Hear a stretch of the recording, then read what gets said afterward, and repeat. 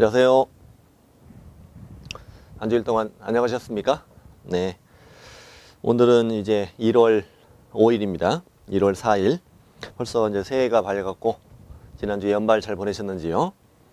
새해 복 많이 받으시고 올해 이루신 바, 뜻하신 바 꼭 이루시길 바랍니다. 합격하셔야 되죠. 10월 28일 우리가 합격하는 날입니다. 자, 오늘 벌써 우리가 5주차에 들어섰어요. 기본 이론 강의에.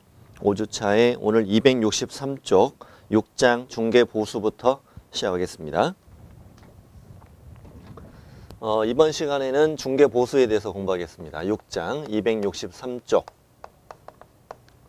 중개보수도 있고 실비라는 것도 있어요. 실비. 주된 내용은 중개보수죠.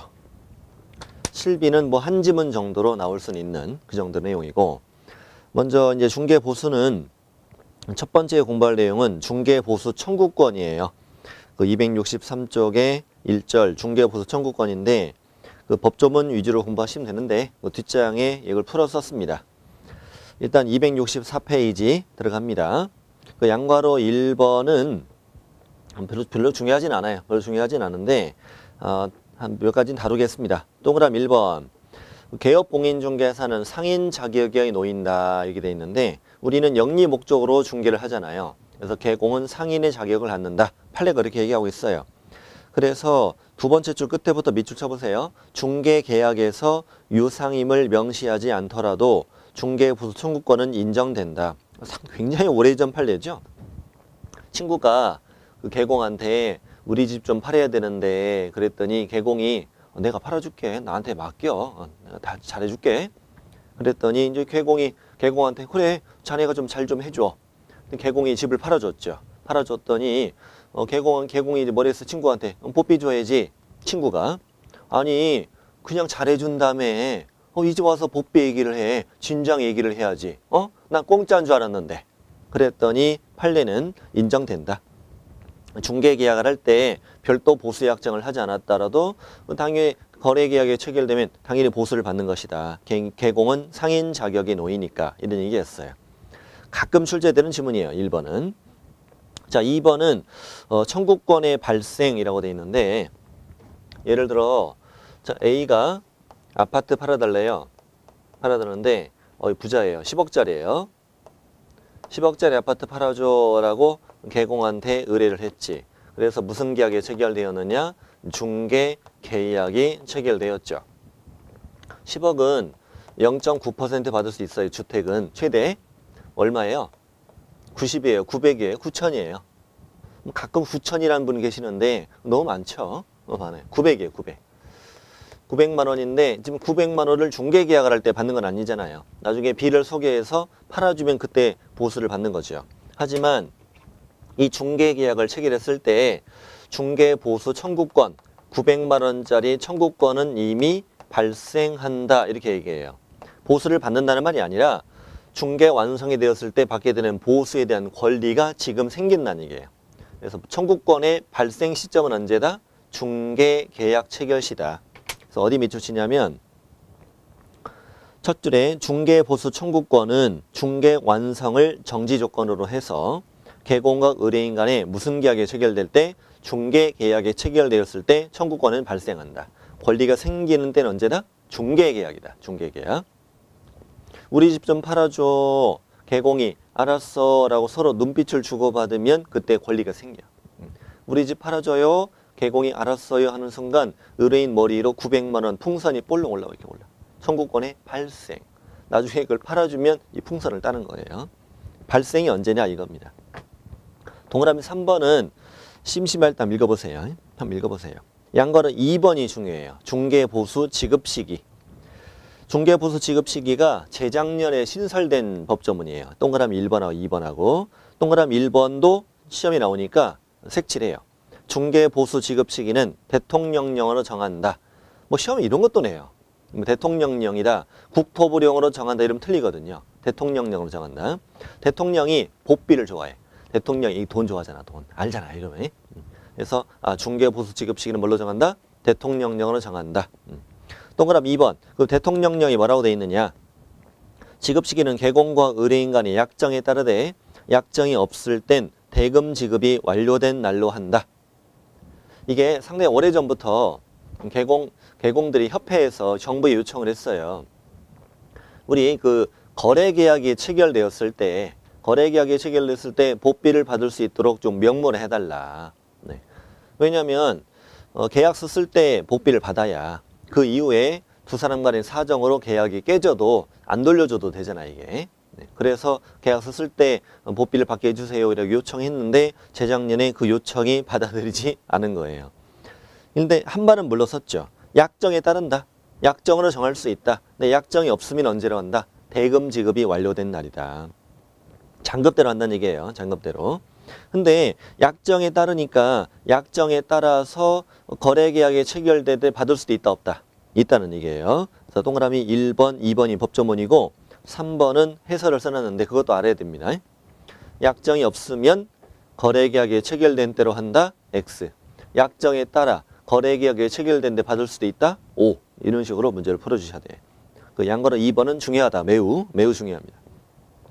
양거로 3번 중요한데 쉬워요.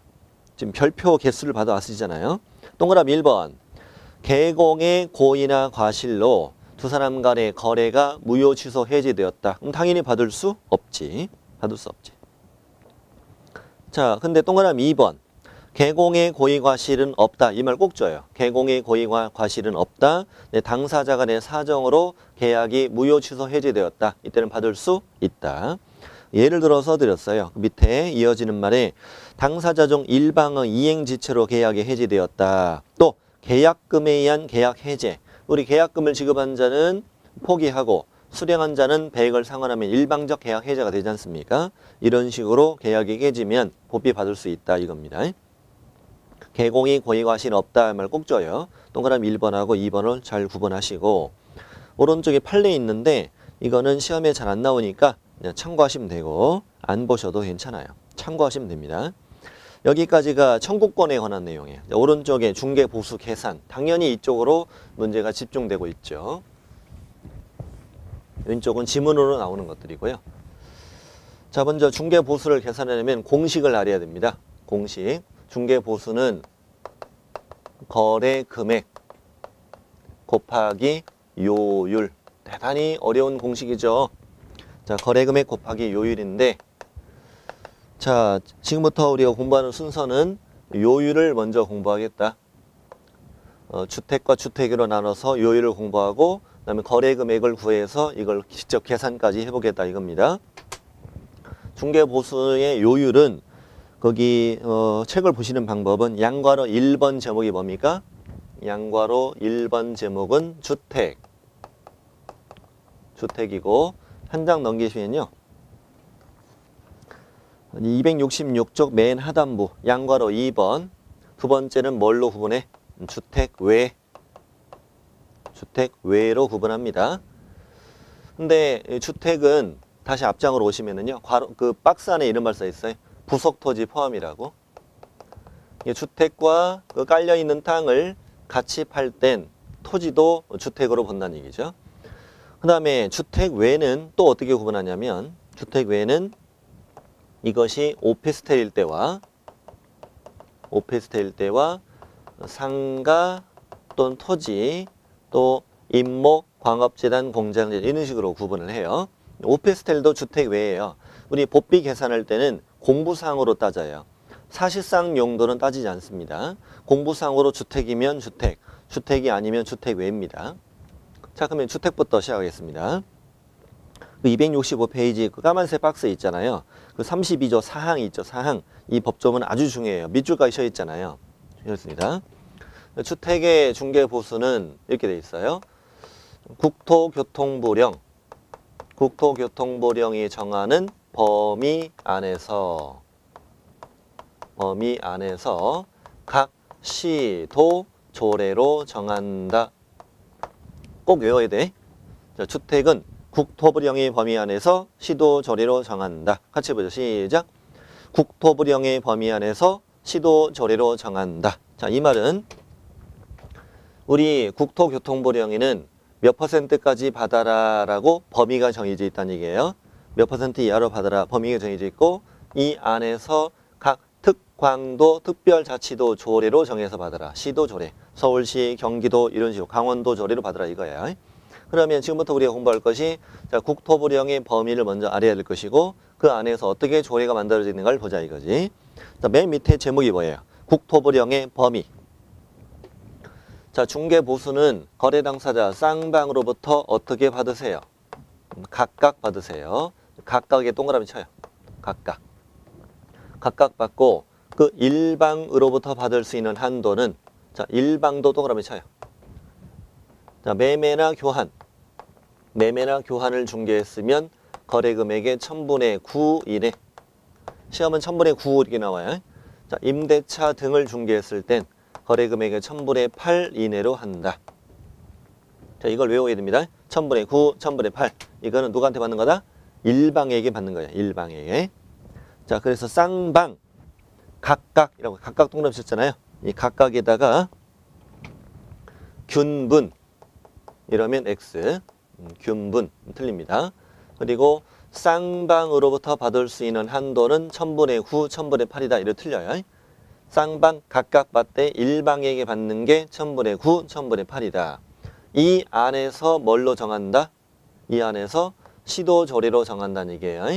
이 안에서 시도조례로 정한다. 일단 1000분의 9, 1000분의 8은 외워야 돼. 노란색으로 써 있는 건 다 외워야 됩니다.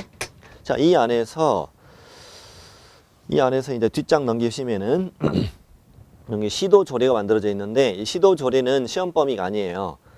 각 시도조례는 시도마다도 다를 수 있잖아요. 다를 수 있기 때문에 시험 범위는 아니고 이걸 이제 필요한 부분을 줍니다. 주면 이제 보고 푸는 거예요. 보고는 풀 줄 알아야 되죠. 그래서 보는 방법만 아시면 됩니다. 제가 지금부터 시도조례를 직접 칠판에 적을게요. 저는 전국의 시도조례를 다 외우고 있어요. 대단하죠? 왜냐면요, 똑같거든요. 똑같아서 그래요. 자, 여기는 매매나 교환, 여기는 임대차, 그리고 여기는 거래 금액 곱하기 요율 이렇게 봤되 여기 정해진 한도액을 넘어서는 안 된다 이 말이에요. 자, 총 4칸씩 만들어져 있어요. 5천만 원 미만. 5천만 원 미만이면 5천만 원 안 들어가는 거예요. 5천만 원 미만일 때, 그 다음에 5천만 원 이상, 2억 원 미만. 5천은 여기 들어가는 거죠. 2억은 여기 안 들어가고, 또 2억 이상, 6억 미만, 6억 이상, 9억 미만, 0.6, 0.5, 0.4로 가다가 0.3이 아니라 5로 이게 올라가는. 자, 한도는 25까지, 25만 원까지, 여기는 80만 원까지, 여기는 한도액이 없으니까 나온 대로 다 받아요. 임대차도 4칸, 5천 미만일 때, 그 다음에 5천 이상, 1억 미만, 1억 이상, 3억 미만, 3억 이상, 6억 미만, 0.5, 4, 3이다가 0.4. 한도액은 2030, 한도액이 없습니다. 이렇게 만들어져 있네요. 그리고 이 표 안에는 9억 이상과 6억 이상이 없잖아요. 표 밑에 있어요. 매매가 9억 이상 0.9까지, 임대차 6억 이상 0.8까지 알아서 받아요. 최고 한도까지 받을 수 있다는 얘기예요, 이게. 자, 근데 주로 이 안에서 물어봐요. 그리고 이 네 번째 구간이 재작년에 새로 만들어졌어요. 재작년에. 뭐 반값 중개 수수료 뭐 이런 말이 있었잖아요. 그때 만들어진 구간이에요. 그전에는 6억 이상이면 0.9까지, 3억 이상이면 0.8까지 받을 수 있었어요. 예전에는. 그랬는데 이제 거의 반으로 줄었다 이거지. 그래서 반값 수수료 이런 식으로 했던 것이 그 네 번째 구간만 새로 만들어졌다는 그런 얘기였어요. 진짜 반값이 된 게 아니라. 네. 자, 이 안에서 주로 나오는데 연습해 볼게요. 자, 아파트 매매 1억짜리 얼마냐? 얼마 곱해? 0.5. 1억 이하 안에 있으니까 1.5는 얼마야? 50이죠. 그러면 50 받으라고요? 25 받으라고요? 어떻게 받으라고? 50이라고 해? 각각이고 일방에게 받는 금액이 이거야. 이 안에서 일방에게 받는 금액이거든. 좋아요. 또 연습해 볼게요. 1억 8천짜리 매매해 봅시다. 1억 8천 어디예요? 여기 있어요. 여기 곱하기 0.5입니다. 5, 8은 40, 4 올리고 5, 1은 5, 90이네요. 답은 90인가요? 90이 아니에요. 한도가 얼마 얘기? 80. 그래서 한도는 80이다. 한도가 있는 쪽을 조심해야 돼. 왜 한도가 만들어졌느냐? 여기 2억일 때, 2억 이상이죠? 2억은 0.4, 80이잖아요. 그러니까 그 2억보다 작은 금액일 때 80을 넘어서는 안 되지 이렇게 만들어진 거예요. 여기는 5고 여기는 4니까 나오는 현상을 틀어막은 거예요. 여기 1억 6천일 때가 딱 80이죠. 그래서 1억 6천 80, 1억 7천도 80, 1억 8천 80, 1억 9천도 80, 2억도 80 이렇게 되는 거죠. 한도가 있는 걸 조심하시고 여기는 나온 대로 다 받아요.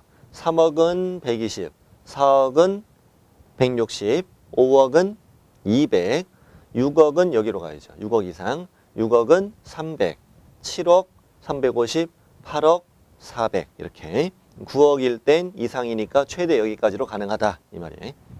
자, 마찬가지 임대차도 월세 없는 전세 해보면 전세 7천 28 8천 8천 얼마? 32가 아니라 30 한도. 이쪽에 한도도 시험에 잘 나오고요. 32가 아니라 30. 9천도 30. 1억도 30. 이렇게 한도가 있는 걸 조심하고 2억은 60, 3억은 120 이런 식으로 문제 푸시면 된다. 보고 풀면 된다. 그래서 보고 풀 수 있으면 됩니다. 보는 방법만 아시면 된다고. 여기까지가 주택. 주택은 이거 외워야 된다고요? 국토부령의 범위 안에서 시도 조례로 정한다. 국토부령은 각각 받아라. 일방에게 받는 건 1000분의 9, 1000분의 8. 이만큼 외우고 이 안에서 이만큼 이렇게 정한다 이거지. 자, 주택 외로 갑니다. 주택 외는 그 밑에 32조 사항 중요한 문장입니다. 주택 외에는 뭘로 정한다? 국토부령으로 정한다. 국토교통부령으로 정한다. 이 문장 중요하고요. 어떻게 좀 메모하시냐면 국토부령 범위 안에서 시도 조례로 정한다. 이렇게 시험에 뜨잖아요. X. 그건 어디예요? 주택이에요. 주택. 주택일 때가 그런 거고 주택 외인데 국토부령 범위 안에서 시도 조례로 정한다. X로 되게 잘 나와요. 주택 외에는 조례가 없어요. 그냥 국토부령에 정해진 대로만 받는 거예요. 받는 건데 그 국토부령이 이제 오른쪽인데 반가로 1번 제목은 오피스텔, 반가로 2번은 상가, 토지, 임목, 광업재단, 공장재단 전부 다 주택 외입니다. 주택 외인데 오피스텔이 중요합니다. 다음에 조건을 갖춘 오피스텔의 요율은 거래 당사자 일방으로부터 받을 수 있는 한도가 매매교환은 1000분의 5, 임대차 1000분의 4로 한다. 그럼 다음에 이 조건이 뭐냐? 박스 가세요. 전용 면적 85제곱미터 이하다. 숫자 외우셔야 돼요. 전용 면적이 85제곱미터 이하면은 85제곱미터까지 포함하는 거예요. 이하고 부엌 있고 또 뭐가 있고 화장실 있고 또 목욕시설을 갖추었다 이거지. 이런 것을 다 갖추면은 매매 교환은 매매나 교환일 땐 1000분의 9 아니요 죄송합니다. 1000분의 5 1000분의 5까지 임대차일 때는 1000분의 4까지 받으세요. 이렇게 외우셔야 돼. 85제곱미터 이하입니다. 이거 다 쳤습니다. 오피스텔은 54 시작. 오피스텔은 54 이렇게 외웁니다. 오피스텔은 54. 오피스텔은 이게 재작년에 새로 만들어진 건데요. 재작년에 이게 만들어지기 전까지는 오피스텔은 무조건 0.9였어요. 그러다 보니까 아니 오피스텔을 공보상으로는 주택 외가 맞긴 한데 오피스텔이더라 이거 주택으로 사용한다 이거지 주거용으로. 근데 0.9를 내니까 억울하잖아요. 그래서 안 되겠다 싶어서 이런 조건을 갖추었으면 사실상 주거용으로 사용되니까 이럴 때는 5, 4로 하자. 근데 주의할 점은 제가 책에도 써드렸는데 실제 용도를 안 따져요. 실제 용도가 주거용이든 업무용이든 따지지 않고 이 조건을 갖추기만 하면 무조건 554. 그래서 책에도 있지만 그 박스 밑에 동그라미 2번 보세요. 만약에 전용 면적이 85제곱미터를 초과했다. 부엌이나 화장실이나 목욕시설을 갖추지 못했으면 이걸 적용하지 않고 이쪽으로 가는 거야. 이쪽으로 하는데 그럼 밑에 반가로 2번 상가 토지는 어떻게 되느냐. 역시 쌍방 각각밭대 일방에게 받는 금액은 무조건 1000분의 9 이내에서 협의로 요율을 정한다. 1000분의 9. 이게 주의할 점은 뭐냐면 이 상가나 토지 같은 것들은 매매를 하든 교환을 하든 임대차를 하든 따지지 않고 무조건 얼마? 1000분의 9까지로 하고 이 안에서 협의로 해. 여기는 조례가 없다고 그랬잖아요. 이거는 주택의 시도조례입니다. 주택의 시도조례고 이건 주택 외에는 국토부령에 정해지는 숫자대로만 받으라 무조건. 이거 다 외워야 돼. 깔끔하게 다 외워야 됩니다. 네. 자, 오피스텔 이 조건이면 얼마? 5, 4. 85초가 안 갖췄어 뭐? 9 이렇게 간다고. 오피스텔 계산 문제가 시험에 잘 나옵니다. 이게 주택 계산 문제는요. 주택의 계산 문제는 이걸 줘야죠. 줘야 되는데 오피스텔이나 상가 토지 같은 경우는 이걸 안 줍니다. 이걸 외워야 되니까 이걸 요율을 안 주죠. 시험에서 안 줍니다. 얘가 외워서 풀어야 됩니다. 네. 자, 맨 밑에 요율 기재라고 써 있는데 한 가지는 알고 가야 돼요. 자, 주택에는 오피스텔은 5사지만 나머지 다 9잖아요. 주택 외는 1000분의 9까지 받으니까 좀 부피가 많이 나온다는 거지. 그래서 이게 좀 너무 부피가 세다. 그래서 개공들이 서로 경쟁할 수 있도록 해야 되겠다라고 12년 전에 도입한 제도인데 시험에 한 번도 안 나왔어요. 주택 외일 경우, 주택 외에다가 네모 땅 치시고 주택 외일 경우는 각각 중개보수 요율 범위 안에서 이렇게 돼 있네. 각각 중개보수 요율 5, 4, 9 말합니다. 근데 주로 이제 0.9가 초점이거든요. 각각 요율 범위 안에서 실제 자기가 받고자 하는 중개보수 상한 요율을 중개보수 실비 요율 및 한도의 표에 명시하여야 하고 이를 초과해서 받아서는 안 된다. 주택 뭐일 때는? 외일 때는. 주택은 적을 필요 없죠. 주택은 시도조례로 정해져 있으니까 이 안으로 받으면 되는 거고 주택 외일 때는 5, 4, 9 안에서 본인이 받고 싶은 요율을 요율표에 적어라. 주로 0.9를 초점으로 두고 만들어진 거라고요. 그래서 예전에 이 법조문 처음 만들어질 때는 개공들이 서로 경쟁할 줄 알았죠. 예를 들면 A라는 개공이 나는 상가 토지는 0.7까지만 받겠음 이라고 이제 게시한 거지. 다른 개공보다 경쟁하려고. 그럼 옆 가게에서 쟤는 0.7이야? 나 0.69 뭐 이런 식으로 경쟁하라고. 또 입간판 세우고 오늘의 요율 0.68 뭐 이렇게 하려고 했는데 전혀 경쟁을 하지 않고 다 0.9로 쓰고 경쟁합니다. 주택 외일 때는 이런 조문이 있구나. 현재 우리 뭘 봤어요? 요율을 봤어요. 요율에서 265페이지부터 267페이지까지 주택과 주택 외로 구분해서 요율을 공부했고 이걸 다 잘 정리를 해야 돼요. 뒤로 넘겨보세요. 268 제목은 거래금액 산정. 지금부터는 이 거래금액을 보자는 거지. 그래서 요율은 다 알았으니까 이제 계산해 보자는 얘기예요. 자, 매매는 했고, 자, 교환해 봅시다. 교환 계약을 중개했으면은 거래금액은 어떻게 하라? 둘 중에 거래금액이 어떤 걸로 하자? 큰 걸로 하자. 그렇지. 이제 부동산이 두 개니까요. 오른쪽 페이지 예제 있죠. 예제 2번이 한번 시험에 나왔던 건데요. 자, 아파트는 2억 1000짜리다. 그리고 단독주택은 1억 9천이다. 이거를 서로 교환했다. 문제를 그리고 잘 읽어야 돼요. 쌍방으로부터 얼마입니까? 이렇게 물었잖아요. 양쪽으로부터 얼마냐. 시험은 한쪽액이 얼마니? 이게 묻기도 하고 양쪽액이 얼마니? 이게 묻기도 하니까. 근데 양쪽이 얼마냐 그랬단 말이죠. 거래 당사자들로부터 받을 수 있는 총액이라고 쓰면 양쪽을 찾으면 돼. 총액이라고 뜨면. 그러면 이제 교환 계약을 중개했을 땐 둘 중에 거래금이 어떤 걸로 하라고? 큰 걸로 하라고. 뭘로 하라고요? 2억 1000으로 하는 얘기지. 2억 1000 곱하기 주택입니다. 요율을 보고 찾는 거죠. 자, 교환 2억 1000 0.4 0.4를 곱하면 얼마 나와요? 84만 원. 여기 한도에 없는 거잖아요. 한도에 없는 거지. 그럼 정답은 얼마? 84야? 168이야? 168만 원. 이게 답이죠. 너도 84, 너도 84라는 거. 이거는 계산 안 한다 이거야. 자, 교환은 이렇게 한다. 간단해요. 간단합니다. 그리고 이게 만약에 둘 다 85 이하 짜자잔 갖춘 오피스텔이다. 그러면 얼마? 0.5에서 양쪽 다. 둘 다 상가야. 0.9 이렇게 하라는 거죠. 이렇게 합니다. 둘 다 토지야. 0.9 이렇게 하라는 얘기입니다. 자, 이렇게 해서 교환 다음 해봤고, 가장 중요한 건 임대차입니다. 임대차는 구하는 공식이 있어요. 구하는 공식이. 그 전세는 아까 했고요. 동그라미 4번 보면 임대차의 경우에는 월세 있는 임대차를 말하는 거예요. 월세 있는 임대차에서 거래 금액을 구하는 공식은 보증금 더하기 월차임 곱하기 100으로 합시다.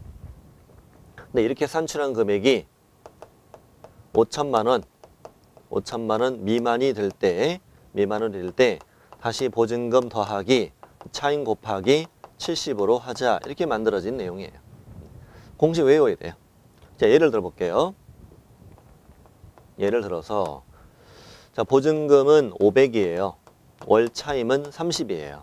500에 30짜리 원룸 정도 한번 생각해 볼게요. 그럼 일단은 첫 번째 줄에 대입을 시키라고요. 500 더하기 30 곱하기 100. 자, 이렇게 하면 얼마 나오죠? 3,500이 되죠. 3,500이 되면 자, 5천만 원 미만이죠. 이렇게 나온 금액이. 5천만 원 미만이면 이거는 무시하고 다시 이쪽을 대입해라. 그래서 다시 500 더하기 30 곱하기 70으로 해라. 이렇게 하면은 2,100, 2,600. 이것이 거래 금액으로 된 거죠. 2,600.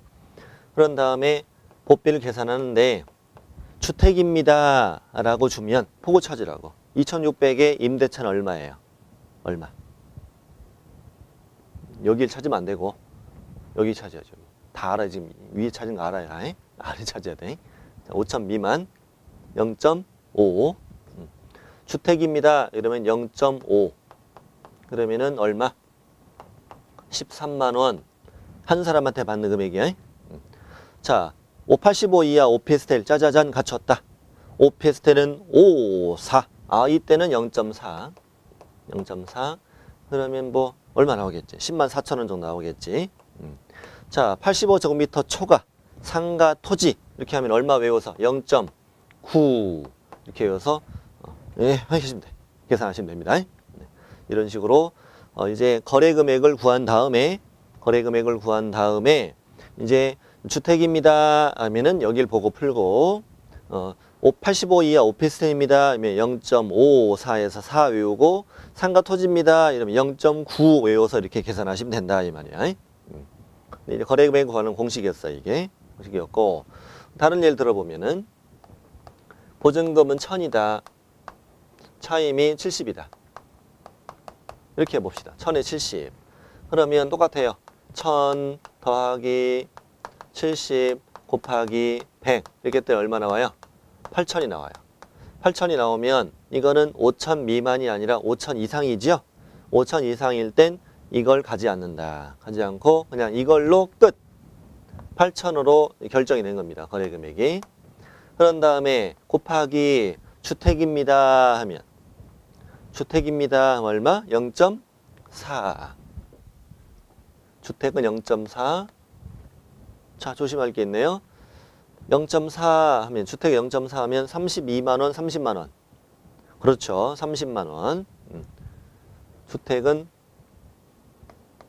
주택일 땐 하면 30만 원이야. 32만 원 아니에요. 자, 오피스텔이다. 오피스텔은 54. 0.4 외워야 돼. 이거는 32만 원이야. 한도가 없습니다. 상가 토지 85제곱미터 초과 오피스텔 0.9 72만 원 이렇게 되죠. 한 사람한테 받는 금액이다 이 말이에요. 자, 할만하십니까? 자, 하나 더 하죠. 보증금 1,000, 월차임은 30. 자, 100을 곱해서 더하면 얼마? 4,000. 4,000이네. 4,000은 5,000 미만이네. 5,000 미만이니까 무시하고 1,000 더하기 30 곱하기 70 이렇게 하면은 3,100. 이걸로 거래금액 확정. 거래금액을 구했으면 곱하기 주택은 보고를 하고요. 5,000 미만 0.55 0.5 주택이면 0.5 15만 5천 원 한 사람한테 맞는 금액. 5오피스텔 85 이하 5오피스텔은 554 그러면 12만 4천 원 85제곱미터 초과 상가 토지 0.9 27만 9천 원 이렇게 계산하시면 된다 이거예요. 할만하시죠? 할만하시죠? 네, 좋습니다. 좋고 밑에 박스에 그 월차임 있는 임대차의 거래금액 산정 방법 예를 제가 들어드렸는데 자, 1번은 1020이잖아요. 1020이면은 100을 곱하면 3000이래. 3000. 3000이니까 5000 미만이므로 다시 시집을 가는 거다는 얘기지. 근데 2번은 1050인데 밑에 제가 오타가 있더라고요. 1050은 100 곱하면 6000이잖아요. 5000 이상이므로 밑에 거래금액은 5000이 아니라 6000. 거기서 살짝 6000으로 수정하세요. 6천만 원입니다. 그 2번의 네 번째 줄 거래금액은 6천만 원이야. 6천만 원. 자, 이런 식으로 해서 계산하시면 됩니다. 예제는 밑에 1번, 2번, 3번까지 제가 했습니다. 했고 그 다음에 이제 동그라미 5번 하실 텐데 분양권.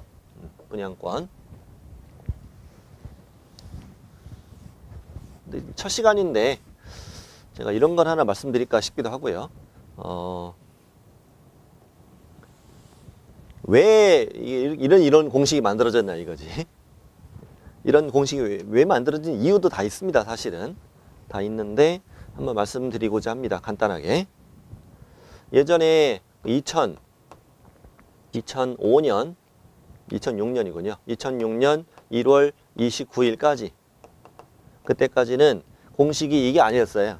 이게 아니었고 보증금 더하기 차임 곱하기 계약 개월수를 곱했어요. 예전에는 계약 개월수 500에 30인데 만약에 1년 계약을 했다면 여기 12가 된다는 거죠. 옛날에 그랬다고요. 지금 적지 마세요. 30 곱하기 12 옛날에 그랬었어요. 이렇게 하면은 360에 860 옛날에 이랬었는데 860에다가 0.5% 0.5%를 계산하잖아요.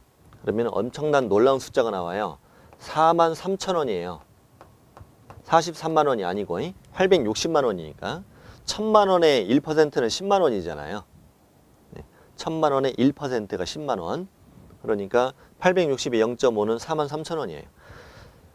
불과 10년 전에, 불과 11년 전이네. 11년 전까지 500에 30짜리를 개공이 중개하고 받게 될 법정 중개 수수료가 43,000원에 불과했어요. 말도 안 되는 숫자죠. 이거 받아가지고 무슨 어떻게 먹고 살아 이거. 말도 안 되지. 옛날에 다 법비 초과가 대부분이었어요. 그래서 이거 아니다.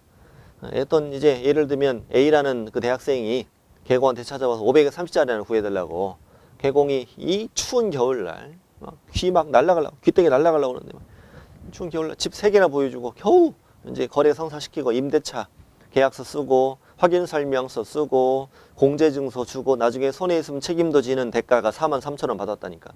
A의 대학생이 막 43,000원 주면서 사장님은 이게 미안해. 이게 왜 이렇게 복비가 싸요. 이렇게 줬단 말이지. 그래서 A가 친구 B를 소개시켜줬지.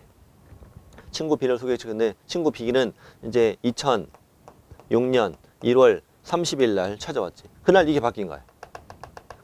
그때는 이거 없었어요. 첫 줄만 있었어. 첫 줄만 있었는데 어떻게 됐어 아까?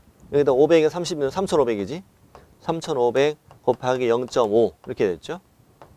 이렇게 하면은 그때는 이거 없었다고요. 이 당시는 3,500에 0.5는 17만 5천 원이었어. 보비가. 그래서 B 대학생한테 개공이 17만 5천 원 달라고 그랬더니 B 학생이 이 사장님 장난치지 마시라고 어제 친구가 43,000원이라고 했다고 제가 5만 원 채워서 왔다고 이렇게. 개공이 오늘부터 올랐어. 올랐으니까 17만 5천 원 줘. 학생이 황당해가지고 무슨 복비가 이렇게 많이 오르냐고. 확인해보면 이게 정말 맞는 거야. 이런 식으로 몇 달 진행이 됐어. 진행이 되다가 사람들이 충격을 받았죠. 월세 중개 수수료가 너무 많이 올라가지고. 그해 봄에 신문 기사에 얘기했다. 신문 기사에 중개 보수 최대 4배 올랐다. 이렇게 제목에 머리 기사가 뜨는 거예요. 사람들은 이 기사를 보고 다 욕했지. 저런 죽일 놈들. 복비를 4배나 올리고. 예? 그래서 막 난리를 친 거예요. 복비가 너무 세다고. 결국에는 그해 7월 1일 2006년 7월 1일자로 이렇게 바뀌어요. 이렇게. 그래서 얼마 미만이면 5천 미만이면 이걸 하지 말고 실시보로 하자. 그래서 아까 여기다가 500에 30, 70 하면 2,600 나왔잖아요. 2,600에 0.5 해서 13만 원을 이제 받게 된 거예요. 이게 이렇게까지 이제 정상화가 된 거예요. 옛날에 너무 쌌다 이거지. 너무 급격히 올렸다. 이게 왜 이렇게 해서 지적이 받았냐면 다른 건 안 오르고 월세 중개 수수료는 올랐다는 점. 월세 중개 수수료는 올랐고 한 번에 너무 급격히 올랐다 이거지. 그리고 100을 곱하는 건 좀 세다 이거야. 이 100이라는 숫자가 어떻게 나왔냐면 자, 여러분 그 전세를 월세로 바꾸는 거 있죠. 월세. 전세를 월세로 바꾸는 경우가 있는데 예를 들면 전세 5천이에요. 전세 5천인데 보증금은 2천을 남겨두고 3천을 돌려준 다음에 나머지는 월세로 내라. 이럴 때는 이제 주택임대차 보호법이 적용되는데 돌려주는 금액이 얼마예요? 3천이잖아요. 여기에 지금은 개정됐지만 이 주택임대차 보호법이 개정되기 전까지는 보통 12%를 곱했어요. 연 12%. 법으로 허용되는 금액이었어요. 그 당시는. 12% 곱하면 360만 원이에요. 360만 원을 12달로 나누면은 한 달에 30만 원의 월세가 나와요. 이게 한 달에 30만 원 월세가. 그래서 보통 1,000만 원당 10만 원 꼴로 이렇게 월세를 받았다는 말이에요. 이렇게 30만 원을 이렇게 받았다는 말이에요. 네. 그러면 이게 월세가 이렇게 보증금으로 갈 때는 곱하기 100이잖아. 100이잖아요. 그래서 나오는 게 100이에요. 100인데 이 100이라는 숫자가 거꾸로 금리 12%나 적용했던 내용이라는 거지. 너무 세다는 거잖아요. 근데 시중금리는 이자 많이 줘봐야 한 2, 3% 주잖아요. 근데 12% 너무 세다. 그래서 이제 이거 안 되겠다. 주택임대차 보호법도 개정이 됐어요. 지금은 한 최대 6% 정도 가능해요. 그래서 지금은 15만 원 정도가 되죠. 예를 들면 반전세 있잖아요. 전세금 3천 올려줄래요? 아니면 월세로 낼래요? 이런 거. 이럴 때 예전엔 3천 올려줄래요? 아니면 30 낼래요? 이랬다가 3천 올려줄래요? 아니면 15만 원 낼래요? 이런 식으로 했다고요. 지금은 1,000만 원당 5만 원 걸로 월세 전환이 이루어진다 이거지. 그래서 100을 곱하는 건 세다. 너무 세니까 5천 미만일 땐 70으로 하자 이렇게 만들어진 것이다.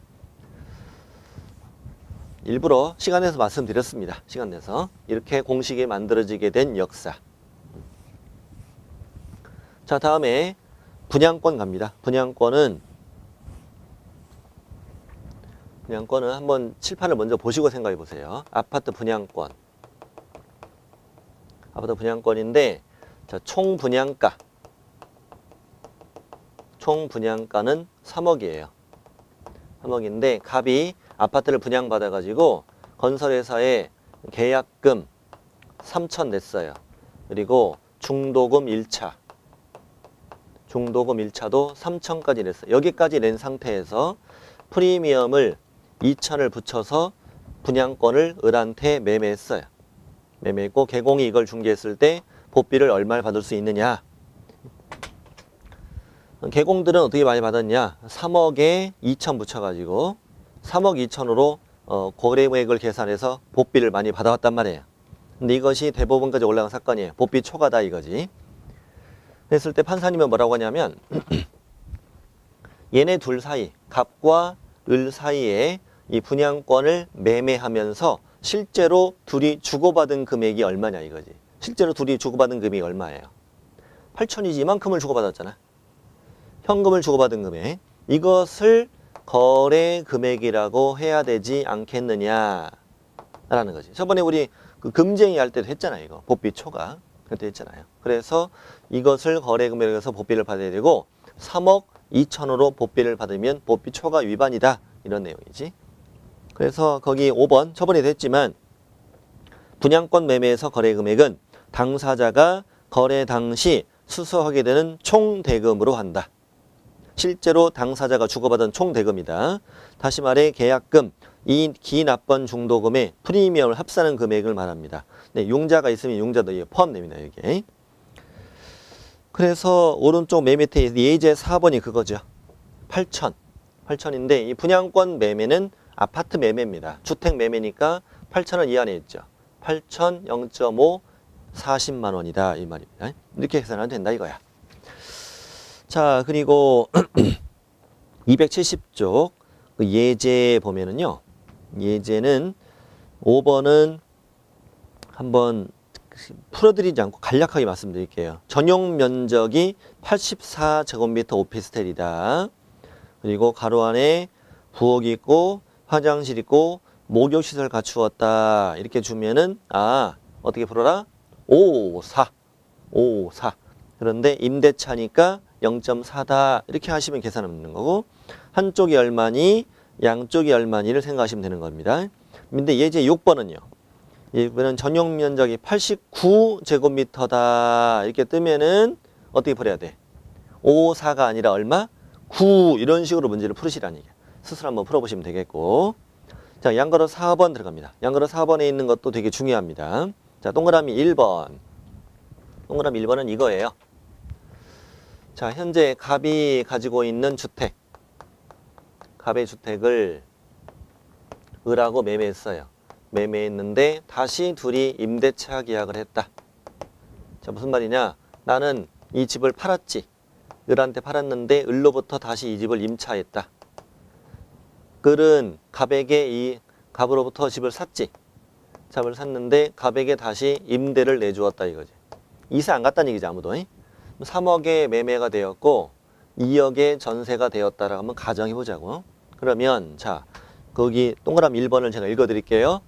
동일한 중개대상물에 대하여 동일 당사자 간의 매매를 포함한 둘 이상의 거래가 동일한 기회에 이루어졌다면 매매에 관한 거래 금액만 적용한다. 그러니까 매매에 대해서만 보비를 받는다.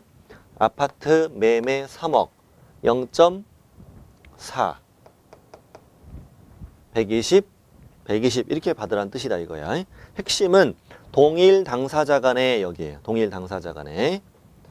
그리고 여러분 밑에다 그림 하나 더 그리세요. 제가 하는 그림 하나 하세요. 일단 이거 하나 생각하시고 또 하나는 이것도 잘 나와 시험에.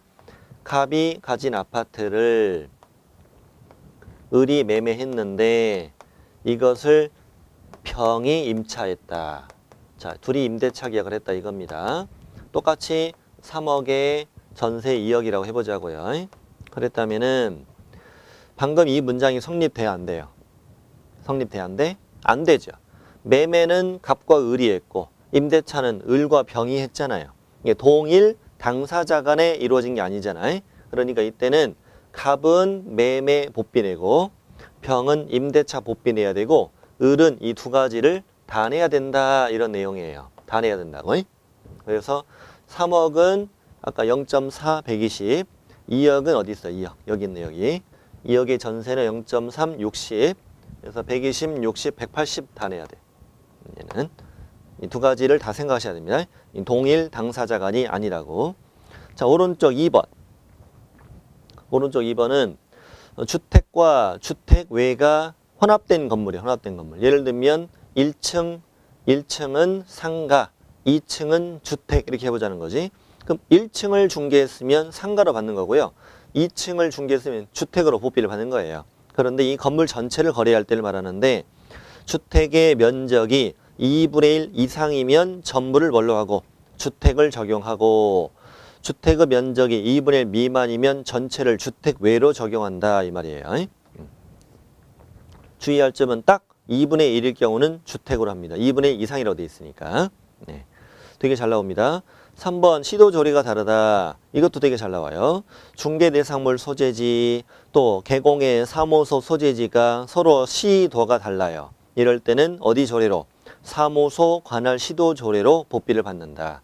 예를 들어 밑에 써드렸지만 경기도에 사무소를 두고 있는 개공이 서울에 있는 주택을 중개했다. 그러면은 사무소가 있는 시도조례인 그 경기도 조례로 받는다는 거예요. 이걸 쉽게 외우는 방법을 받아 적으세요. 언제나 내 사무실에 걸려있는 메뉴판대로. 자, 그렇게 적으세요. 시작. 언제나 내 사무실에 걸려있는 메뉴판대로. 전국의 어떤 물건을 중개하더라도 무조건 내 사무실에 걸려있는 메뉴판대로 받는다. 예제 7번, 예제 8번을 풀어보시는데 밑에 예제 8번은 실제 25회 기출문제고 중요한 문제입니다. 한번 풀어보시기 바랍니다. 간략히 말씀드릴까요? 예제 8번을 개공이 X시에 소재하고 있는 주택의 면적이 3분의 1인 건축물에 대하여 매매와 임대차를 동시에 중개했는데 개공이 갑으로부터 받을 수 있는 한 사람으로부터 받을 수 있는 복비를 계산해 보시오. 그럼 첫 줄 가지고 우리가 알 수 있는 건 주택의 3분의 1이야. 아, 주택 외. 주택 외로 일단 방향을 잡아요. 그럼 주택 외를 잡으려면 0.9를 잡아야 되는 거지. 오피스텔 말은 없으니까. 주택 외는 0.9를 잡고 밑에 갑, 을 두 사람 사이에 매매와 임대차가 동시에 이루어졌다. 아, 그럼 뭐만 받는다? 매매만 받는다. 자, 주택 외고 매매고 0.9 한쪽. 그러면은 매매가 얼마예요? 1억이잖아. 1억. 1억 0.9 하면 90이잖아요. 한쪽이니까 답이 90이지 않습니까? 근데 밑 보니까 오른쪽에 합의된 중개보수가 100이잖아. 100. 그러면 복비는 90인데 합의는 100으로 했다. 90에 초과되는 부분은 뭐야? 무효지, 무효. 약정 한도를 초과하는 부분. 한도를 초과하는 부분은 무효잖아요. 그러니까 답이 90이 되는 거예요. 임대차는 계산할 필요 없고 밑에 조례는 볼 필요가 없고. 조례는 왜 준 거예요? 지금 주택이라고 일부러 썼으니까 조례를 보고 빨리 틀리란 얘기예요. 이게 문제 규모에 비해서 답이 간단히 나온단 말이지. 간단히 나오는데 더 힘들어 이게. 더 힘들어요. 해설 잘 읽어보시면서 아, 이런 문제 나오는구나. 한번 생각해 보셔요. 자, 실비 갑니다. 실비 이제 오른쪽에 본문 들어가시면 되는데 자, 동그라미 1번 중요합니다. 실비, 한도 등에 관하여 필요한 사항은 국토부령이 정하는 범위 안에서 시도조례로 정한다. 아, 실비도 아까 주택처럼 국토부령 범위 안에서 시도조례로 정한다고 적혀 있는데 그 내용이 똑같단 말은 아니고 그런 말은 아니고 실비도 국토부령에 어떤 걸 받을 수 있어라고 범위 정해져 있고요. 실비도 구체적인 그 얼마 받는지는 조례로 정한다는 얘기예요. 일단 이 표현을 익혀두고요. 주택과 표현이 같아요. 양거는 2번 제목이 뭐예요? 국토부령의 범위. 동그라미 1번 아래에 듭니다. 실비는 두 가지 받을 수 있는데 첫 번째는 중개 대상물의 권리관계 등의 확인. 이게 첫 번째. 두 번째는 계약금 등의 반환 채무 이행 보장에 소요되는 실비. 이 두 가지를 받을 수 있다.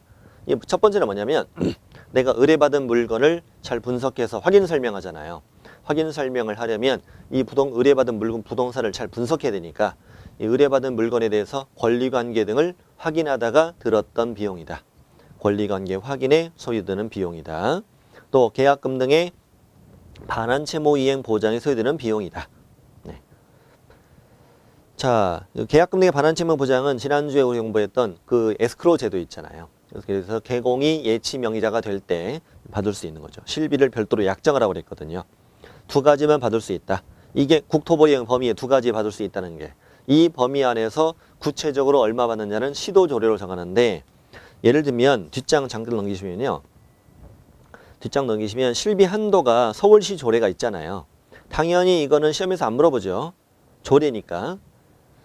한번 계산해 드리려고요. 얼마나 받을 수 있는가 궁금하실 것 같아서 별로 기대하지 마시고요.